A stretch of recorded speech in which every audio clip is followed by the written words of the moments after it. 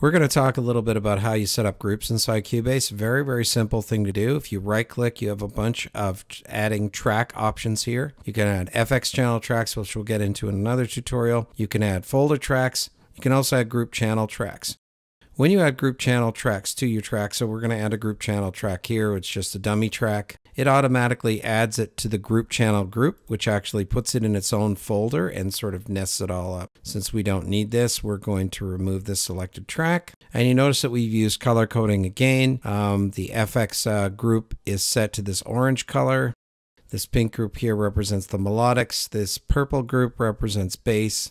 And all of this green stuff up here represents drums. If we have a quick look at the mixer setup here, you can see that quickly at a glance, in terms of visibility, your group tracks are all labeled blue. If you solo them, this will actually allow you to make mix decisions on the various tracks that are associated to it. So if I hit solo, you'll notice that these drum tracks are all soloed, so I can actually set my levels correctly in here. If I solo the bass, you'll notice there's only 2 bass tracks, and then once I solo them, they're showing up here. So if we close this up for a second, we can listen to something that's been done here. We can listen to the automated panning.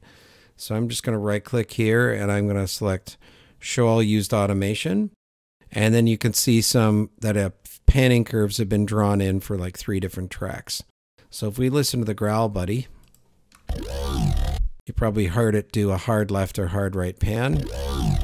And if you listen to something's up here, you know, something's on top, you listen to that as well, you can see that there's a continuous pan going on. We tend to use dynamic pan a lot when it comes to tracks with a lot of rhythm and not rely on a static pan position, such as what you would use with a band to preserve focus, because in a lot of dynamic dance tracks, panning is used a lot to create interest for a user, especially when they're listening to tracks in headphones or they're listening to tracks in their car and they can hear things swirling around, and it creates a level of excitement.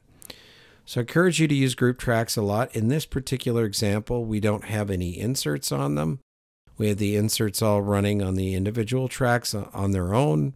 And we'll get into how using inserts is effective in other tutorials. Once again, hope you enjoy these, and as always, happy looping.